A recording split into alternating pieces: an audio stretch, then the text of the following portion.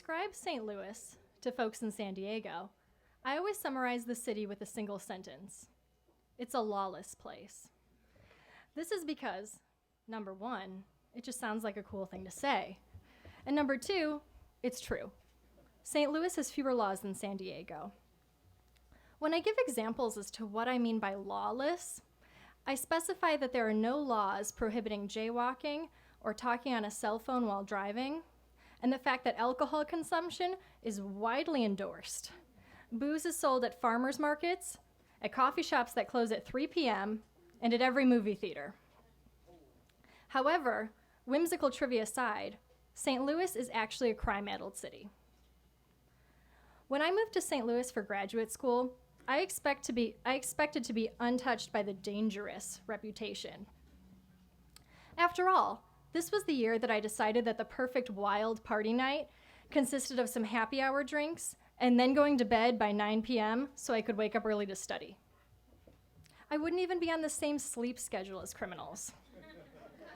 However, during my first year in St. Louis, my car was stolen.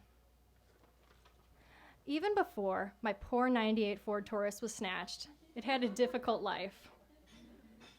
My grasp on driving is tenuous at best, and much like the Tyrannosaurus in Jurassic Park, my visual acuity is based on movement. Therefore, I had some fender benders with non-moving objects from houses and parking garage walls to dumpsters and big poles painted yellow. Never vehicles for some reason. Needless to say, with all the dents and added paint colors that I've accumulated from objects I've scraped, this car was not an object to covet. The act of learning that your car was stolen is actually an anticlimactic event because it's simply the absence of your vehicle. I had to spend about 10 minutes mentally walking myself through other places I could have parked my car. Around the corner, next to the gyro shop, before I admitted to myself that it must have been stolen. Even when I called the cops, I was inclined to qualify with a statement like, I'm about 95% sure my car was stolen.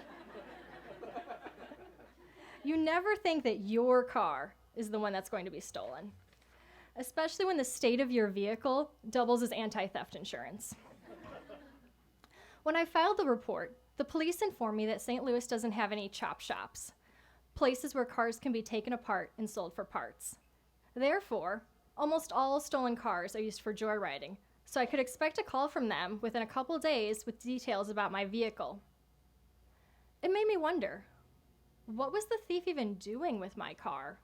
Using it for target practice? That evening, I couldn't relax. I felt like I should be taking action to help track down my car. And when a friend took me out to dinner to get out of the house, I had the sensation that my car thief was watching and following me.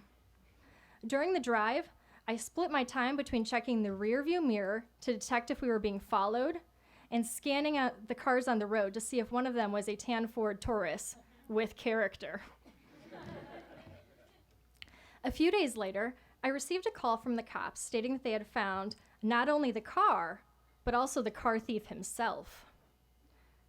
The perpetrator was a parolee who'd just been released from prison for stealing cars. The police found my car thief in the process of removing the wheels from my car. The police walked up, whereupon he put up his hands, backed away from the car, and exclaimed, "I did not steal this car." This is always a great opening line to use when the police arrive. I needed to come downtown to the police station to discuss my case, a building that was decorated in the 1970s when the brown and beige design palette was all the rage. There, I met with the officer who apprehended my car thief, a fairly normal-looking white guy in his late 20s. Despite his unremarkable appearance, he did not impress me as a paragon of ethical law enforcement. We discussed the implications of pressing charges against the grand suspect, and the officer opened with, "Don't you want to get this guy for what he did to you?" Truth be told, I hadn't really expected to have a say in the matter of whether charges were pressed against the thief, and I felt conflicted about taking part in sending someone to jail. In thinking through my options, the same thought flashed repeatedly through my mind like a warning signal. This man knows where I live because he stole my car from behind my house. So I asked, what are the chances that this guy could come after me? To which the officer replied, listen, this guy is so dumb. He's too stupid to come after you. Here, read his official police statement. The guy can't even write. Holding out the statement, I could see that an uncertain hand had written, I had buy Ford Taurus from a stranger for $200. This only made me more sympathetic to the guy. Here he is, uneducated, just getting out of jail. He can't have many prospects. So it must have been easy for him to turn to what he's done in the past, stealing cars. I wondered, when he was removing the car's wheels, was he planning to sell them for needed cash? I had some thinking to do. One of the problems with sporting blonde hair and bangs is that people think they can impress their perspective on you, which often propels me to do exactly the opposite of whatever I'm being told. The police officer was just another case of this. On the other hand, I didn't like the idea that my fear could influence my decision to press charges.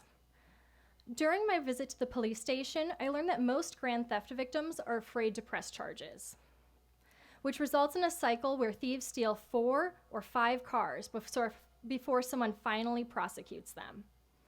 I was concerned that if I didn't press charges, then someone else would go through the same ordeal as me, which was a major impetus in my decision. In the end, I decided to press charges against this man, which actually was more like giving the police the opportunity to press charges, as I wasn't involved in the case at all after a second visit to the police station. I met with the same cop as before, Officer Unfriendly, who asked me routine questions regarding the mechanics of how my car was stolen.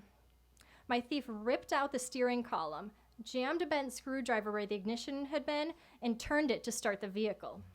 Hilariously, I had to officially verify that this was damage that had been done to my car in the process of it being stolen, that I didn't normally start my car using a bent screwdriver.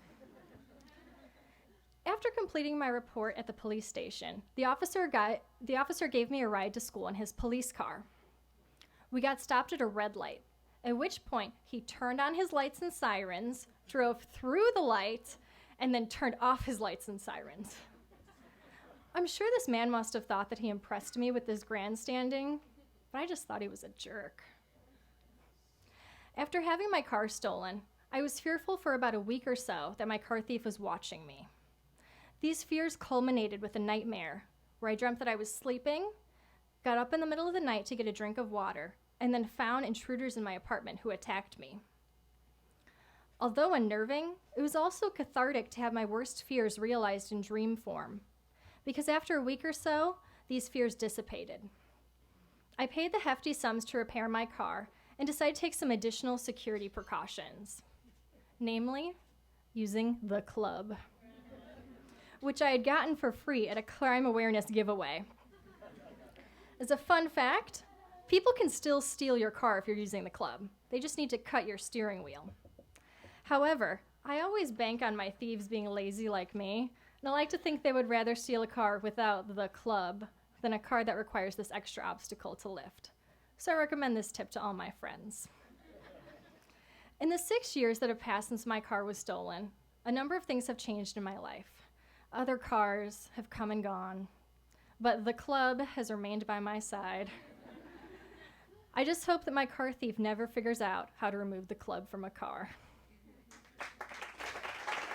That's VAMP first timer, Amy Garczynski.